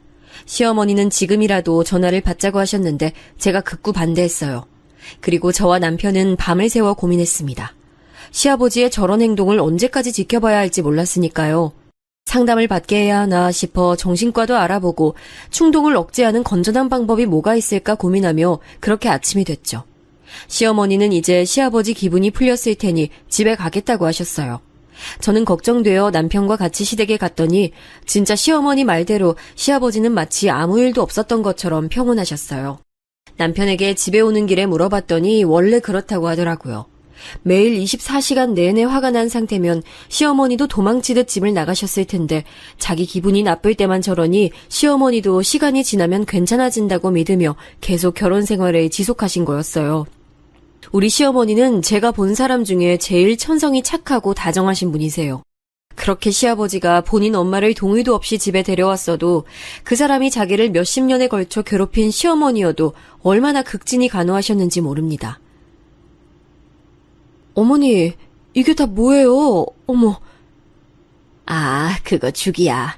요즘 시어머니가 입맛이 없으신 것 같아서 소고기랑 전복 다져서 넣었어. 영은이 너도 먹어. 이리 와서 앉아. 우와, 죽이 이런 맛이 나올 수도 있는 거예요? 너무 맛있어요. 완전 영양 가득이네요. 시어머니는 시할머니가 기력이 없으신 것 같다고 직접 요리도 다 하셨어요. 제가 시댁에 방문할 때마다 전복죽부터 시작해서 온갖 진귀한 식품들이 많았습니다. 눈이 휘둥그레진 저에게 꼭 맛보라고 입에 하나라도 더 넣어주셨죠. 이것뿐만 아니라 시어머니는 직접 시할머니를 병원에 데리고 다니셨어요. 당신도 나이가 있으시면서 힘든 몸으로 시할머니를 데리고 병원이며 산책이며 다니셨죠. 집에서 새끼를 다 챙기는 것도 힘들 텐데 약도 챙기고 주기적으로 그렇게 데리고 다니시는 걸 보고 저는 날개 없는 천사인 줄 알았습니다. 반면 시아버지는 본인이 지극한 효심을 내세워서 본인 엄마를 데려온 거잖아요. 가족끼리 요양원이 무슨 말이냐고 고래고래 소리 질렀던 것을 제가 똑똑히 기억해요. 그런데 시아버지는 황당하게도 자기의 취미가 생겼다며 외박하고 집에 들어오지도 않았습니다. 시어머니가 워낙 저를 친딸처럼 챙겨주셔서 저도 시어머니에게 잘하려고 노력했거든요. 연락해서 시아버지 안부를 물으면 매번 집에 없으셨어요.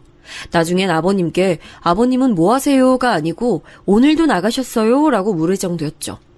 제가 황당했던 것은 바로 또 있습니다. 시할머니의 태도였어요. 시할머니는 나이에 비해 정정하신 편이셨어요. 물론 연세가 있으니 거동이 불편하고 행동이 느리셔도 기본적인 의사소통은 가능하셨죠. 치매가 있진 않으셔서 정신이 오락가락하지도 않으셨습니다. 그런데 시할머니는 시어머니께 상당히 예의가 없으셨어요. 본인을 그렇게 챙겨주는데 호칭부터가 너무하더라고요. 야, 너 이러면서 무슨 하인을 부르는 것처럼 시어머니를 불렀습니다. 그런 모습을 보니 시어머니가 시집살이를 어떻게 당하셨는지 알겠더라고요. 우리 시어머니는 항상 저에게 예쁜 이름이라고 제 이름을 꼬박꼬박 불러주셨거든요. 그러면서 당신은 이런 취급을 당하고 있으니 제가 너무 속상했습니다. 그래서 시어머니에게 저도 모르게 이렇게 말한 적도 있어요. 아니, 그래도 어떻게 저러실 수가 있어요. 제가 다 속상해요. 이렇게 극진하게 간호하는데 어머님께 왜 그러시는 거지? 옛날 분이라 그러셔. 내가 이해해야지. 아유, 난 괜찮어. 우리 영은이가 착해서 날 이해해주네. 그럴 때마다 시어머니는 저를 칭찬하셨어요. 시아버지는 본인의 새로운 취미인 낚시를 한다고 밖으로 나돌고 시할머니의 간호는 죄다 시어머니가 하고 계셨죠. 차라리 가만히 계시면 뭐 그럴 수도 있다고 생각이라도 할 텐데 시할머니는 원하는 것도 많았어요. 옆에서 보면 뭐가 그렇게 불만인지 궁금할 정도였죠. 남편도 상황이 답답해도 막상 시어머니가 당신께서 괜찮다고 하니까 우리가 뭐 어찌할 도리가 없었습니다. 이런 상황 속에서 저는 임신을 하게 됐어요. 임신하고 나서 저는 유독 입덧이 심해 오히려 살이 빠졌습니다. 남들은 임신했을 때 최고 몸무게를 찍는다고 하잖아요. 저는 반대로 배는 불러오는데 다른 곳은 점점 살이 빠졌어요. 병원에서도 음식을 잘 챙겨 먹으라고 할 정도였죠. 친정아버지와 언니, 오빠도 제 걱정하고 다들 많이 걱정해 주셨어요. 그 중에서도 시어머니가 단연코 제일 저를 많이 챙겨주셨습니다. 저는 입덧 중에 특히 식당 음식을 못 먹겠더라고요. 특유의 조미료가 많이 들어간 음식을 먹으면 바로 위에서 거부 반응을 일으켰어요. 그래서 죽으로 연명하곤 했는데 죽도 가게에서 파는 건 입에도 대지 못했습니다. 친언니가 걱정하며 반찬도 많이 만들어줬는데 마음은 고마워도 자꾸 개원했어요. 그런 제가 유일하게 먹을 수 있었던 음식은 바로 시어머니 요리였습니다. 영은아, 이거 내가 하나하나 손질한 거라 조미료 많이 안 들어갔어. 먹어보고 괜찮으면 알려줘. 그리고 이거 저번에 전복 들어간 죽이거든? 그때 그거 잘 먹었잖아. 사과도 먹기 좋게 작게 잘라왔는데 입에 하나만 넣어볼래?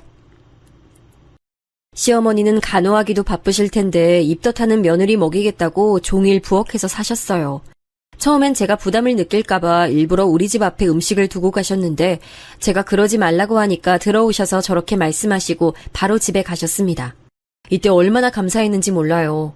비교는 안 좋은 거고 비교하면 끝도 없다고 하잖아요. 그래도 저런 시어머니를 보고 있으니 시아버지가 자동으로 비교됐습니다. 시아버지는 며느리가 입덧으로 살이 빠지든 말든 신경도 쓰이지 않았나 봐요. 그놈의 낚시가 뭐가 그렇게 좋은지 제가 시댁에 갈 때 집에 계시질 않았죠. 그래도 아들을 낳아야지. 대를 잇는 게 며느리 도리야. 아쉽게 딸이 나오면 바로 아이 다시 가져. 아버지, 도대체 그런 말을 왜 임신한 며느리 앞에서 하세요? 뭐? 그럼 내가 내 집에서 내 입으로 말도 못하냐? 내가 이러니까 집구석에 들어오기가 싫은 거야, 어? 여보, 그만해. 어쩌다 얼굴을 보면 저런 말을 해서 분위기를 안 좋게 만들기까지 하더라고요. 저도 당연히 기분이 좋지 않았습니다. 그런데 저나 남편이 시아버지의 말에 대꾸를 시작하면 시아버지는 바로 분노하셨어요. 그 불똥이 시어머니에게 튈까 두려워 저는 남편을 말리기 바빴습니다. 그러면서 빨리 제가 출산해서 아이가 나오길 기다렸어요.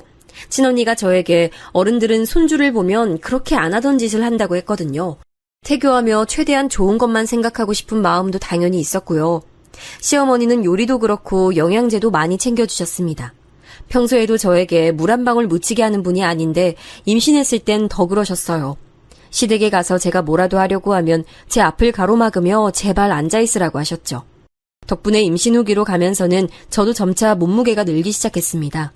그리고 출산하게 됐는데 무려 쌍둥이 자매를 낳게 됐어요. 알고 봤더니 친가 쪽에 쌍둥이가 있다고 하더라고요.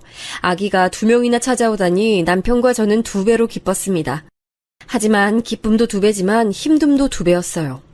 남편은 동네에서 태권도장을 운영했는데 아무래도 관장님으로 있으니까 육아에 많은 힘을 쏟진 못했습니다.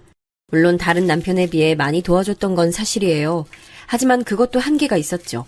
도장에 가서 아이들을 가르쳐야 하니 그때는 제가 혼자 아이들을 돌봐야 했습니다. 도우미 아주머니를 불러서 해결해도 아이들이 낯을 굉장히 많이 가려서 힘들었어요. 그때 제 구세주가 바로 시어머니였습니다. 아유, 공주들이 우리 영훈이처럼 너무 예쁘다. 크게 우는 거 보니까 크게 될 사람인가 봐.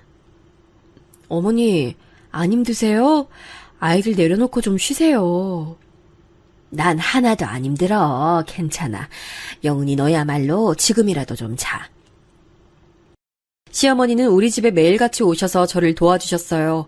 하루도 빠지지 않고 아이들을 봐주러 오셨죠. 제가 너무 죄송스러워서 그러지 않아도 된다고 해도 늘 웃으면서 저를 찾아오셨습니다. 그런데 이게 시아버지와 시할머니의 심기를 건들 줄은 전혀 몰랐어요. 아들도 아니고 딸들인데 뭐가 그렇게 예쁘다고 매일같이 가냐고? 넌 네 시어머니나 신경 써. 지금 일부러 시어머니 모시기 싫다고 시위하는 거야? 어? 아유, 아니에요.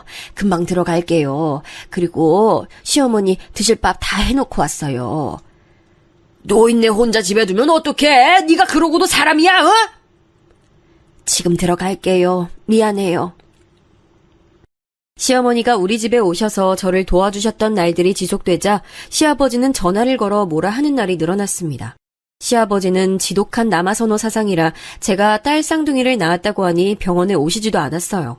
그래서 저는 그날 이후로 시아버지에 대한 마음의 문을 닫게 됐습니다. 저를 도와주러 오신 시어머니에게 쩌렁쩌렁하게 소리를 지르는 것을 들으니 옆에서 한숨이 나오더라고요. 자기 엄마만 가족이고 저와 딸들 그리고 시어머니는 가족도 아닌 거였죠. 어머니, 저 괜찮으니까 집에 가보셔요. 이제 애들도 어느 정도 컸으니까 제가 찾아뵐게요. 그동안 감사했어요. 영은아, 미안해. 내가 이 양반 화 좀 가라앉으면 다시 올게. 시어머니는 이미 병원도 모시고 다녀오고 식사도 다 식탁에 차려놓고 오셨는데도 죄를 지은 사람처럼 다시 시댁으로 가셔야 했어요. 그 모습을 보고 한숨이 나왔죠. 남편하고 얘기해도 시어머니는 결혼할 때 본인 집 빚을 다 갚아줬다는 이유로 시댁에 꼼짝 못하셨습니다. 또 시아버지는 본인의 기분이 좋으면 시어머니에게 잘해줬으니 그 모습을 보고 버티셨죠. 이렇게 몇 년의 시간이 흐르게 됐어요. 그동안 시아버지는 욱하는 모습을 보이기도 했고 보다 못한 우리 부부가 시어머니를 집으로 데려온 적도 몇 번이나 있습니다. 그러던 어느 날 시아버지는 심지어 멀쩡히 다니던 회사를 그만두고 빚을 내어 가게도 열었어요. 취미로 낚시하러 다니니 그렇게 동네에 횟집을 열게 됐습니다. 이 과정에서 남편과 시아버지가 얼마나 대립했나 몰라요. 왜냐하면 시아버지는 있는 돈을 다 끌어다 가게를 열게 됐거든요. 그러면서 돈이 부족했는지 우리 부부에게 금전을 요구했어요. 사소하게 냉장고를 사달라, 의자를 사달라 시작해서 나중에 저에게 주방에서 일손을 도우라고 하셨죠. 부탁해도 들어줄지 말지 고민이 될 텐데 아예 강요하다시피 얘기하는 터라 어이가 없었습니다. 아이들 육아를 핑계로 당연히 가게 일은 도우려고 하지 않았어요. 그런데 시어머니가 가게에서 고생하는 것을 보니 저도 모르게 돕게 됐습니다. 시어머니는 심지어 가게에서 주문받고 힘들게 일하면서도 집에 가서 시할머니를 돌보셨어요. 저라면 도저히 그렇게 하지 못할 텐데 시어머니는 항상 그러면서도 웃음을 잃지 않으셨습니다. 제가 화가 났던 건 시아버지의 태도였어요. 빚을 내고 우리 부부에게 금전적으로 도움을 받으며 가게를 열었으면 그래도 책임감을 보여야 하지 않을까요? 시아버지는 가게 사장이라는 직함만 챙기고 일은 전혀 하지 않았습니다. 낚시하며 생선회를 뜨는 방법을 익혔다면서 주방에 코빼기도 비추지 않았죠. 이 과정에서 남편과 얼마나 많은 다툼이 있었는지 모릅니다. 그러다 결국 일이 터졌어요. 이 사연이 오늘 사연의 핵심인데요. 횟집 운영하며 일손이 점점 부족하니 결국 직원을 한 명 더 뽑게 됐습니다. 시아버지는 가게 일에 관심도 없더니 사람을 뽑는다고 하니까 또 과잉 반응을 했어요. 심지어 남편에게 도장을 접고 자기 가게에 헌신적인 모습을 보이라고 해서 남편이 진지하게 연을 끊을까 생각까지 했습니다. 그래도 시어머니를 보고 버티고 있었는데 어느 날 시아버지가 새로 가게에서 일할 직원이라며 어떤 여자를 데려왔어요. 저보다 한 10살 많은 여자였는데 싹싹하니 성격이 참 좋더라고요. 이왕 같이 일하게 됐으니 저도 언니라고 부르며 친하게 지냈습니다. 그 언니 이름은 수경이었어요. 수경 언니는 아직 결혼하지 않았다고 우리 딸들을 아주 예뻐했습니다. 제가 시어머니를 도우려 가게에 자주 나오니까 딸들도 횟집에 자주 왔거든요. 그럴 때마다 우리 애들을 예뻐해주니 저도 언니에게 마음을 열었어요. 몇 년 지나고 우리 딸들은 초등학교에 들어갔습니다. 남편 태권도장도 자리 잡아 동네에서 유명해졌고 횟집도 매출이 잘 나오기 시작했죠. 시어머니의 희생이 만들어냈다 해도 과언이 아니에요. 그리고 시할머니는 결국 집에서 돌아가셨습니다. 시어머니가 그렇게 지극정성으로 돌봐서 돌아가실 때 큰 고통 없이 돌아가셨어요. 제가 바로 옆에서 지켜봐서 아는데 시어머니는 최선을 다하셨습니다. 본인 부모도 아니고 그렇게 자기를 괴롭힌 사람에게 어떻게 그렇게 하신 건지 궁금할 정도로요. 시아버지의 분노 조절이 가끔 우리 가족을 힘들게 했지만 그래도 가족이니까 어느 정도 눈 감아주며 지내던 어느 날이었습니다. 시댁에 방문했는데 시어머니가 안 보였어요. 제가 분명 출발했다고 해서 오는 걸 알고 계셨을 텐데 조용해서 의아했죠. 그러다 화장실 문을 열었더니 시어머니가 글쎄 혼자 울고 계셨습니다. 어머니 왜 그러세요? 무슨 일 있으세요? 아유, 영은아, 어떡하니? 아유, 나 이제 어떡해? 왜요? 또 아버님이 화내셨어요? 아유, 네 시아버지가 수경이랑 결혼한다고 나보고 집 나가래.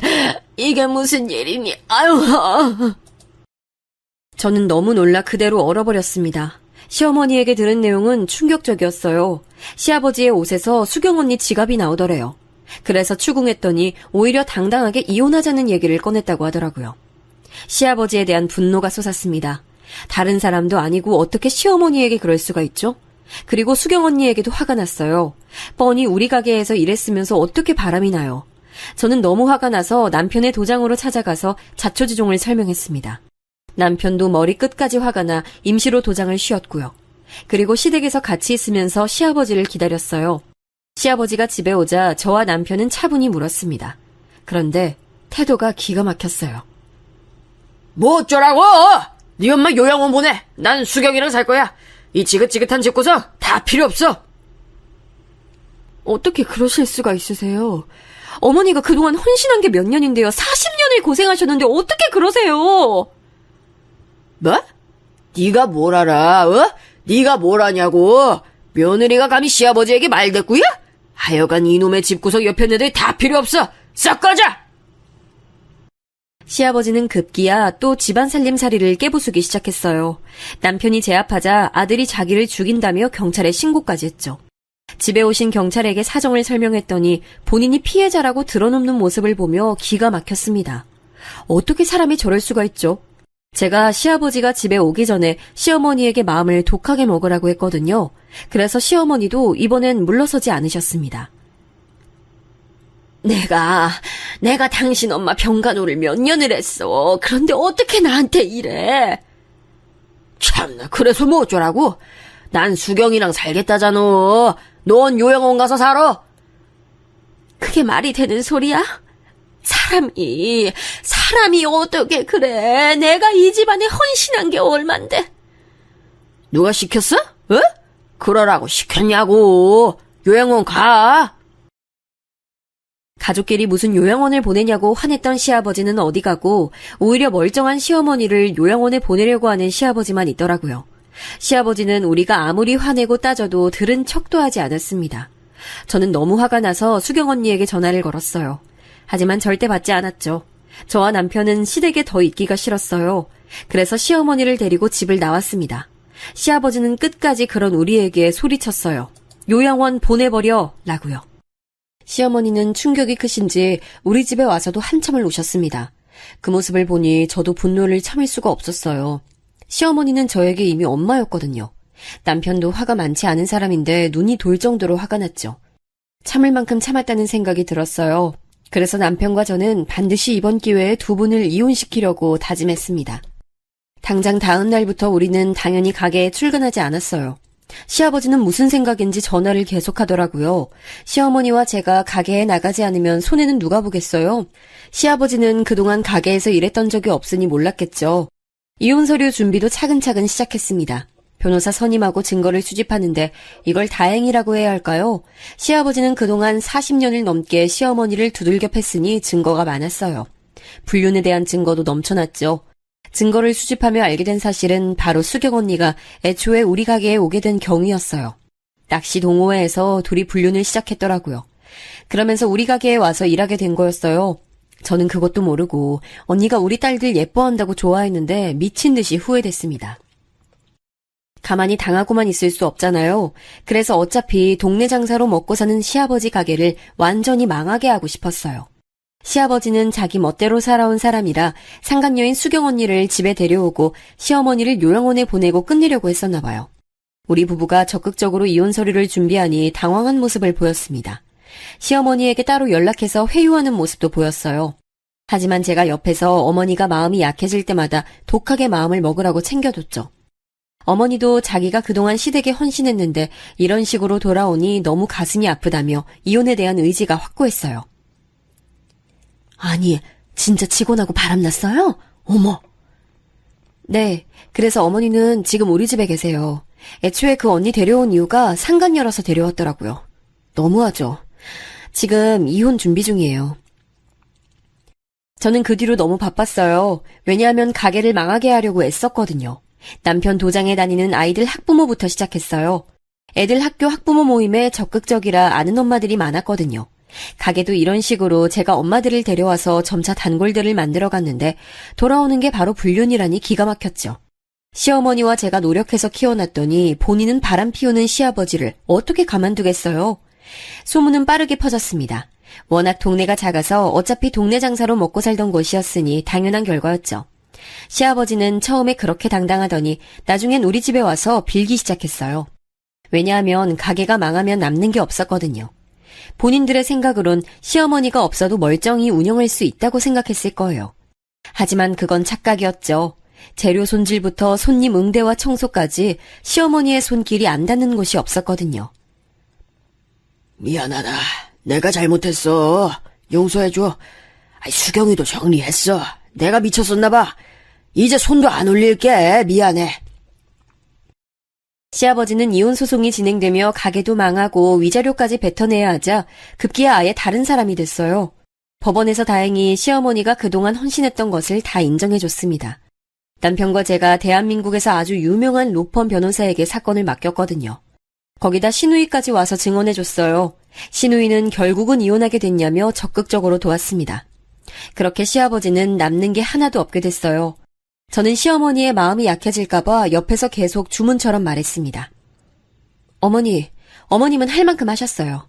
이제 앞으론 우리 부부랑 행복하게 살 일만 남았어요.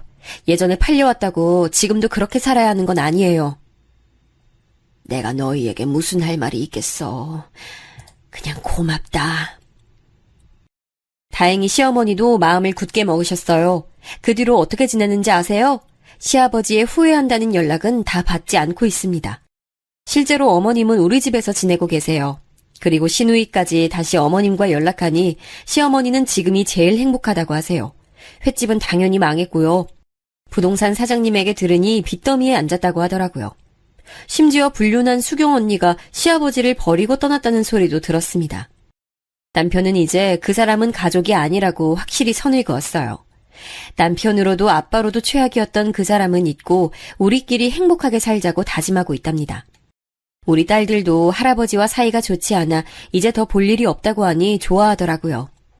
여기까지가 제 사연입니다. 들어주셔서 감사해요. 우리 가족은 시어머니 모시고 평생 행복하게 잘 살겠습니다.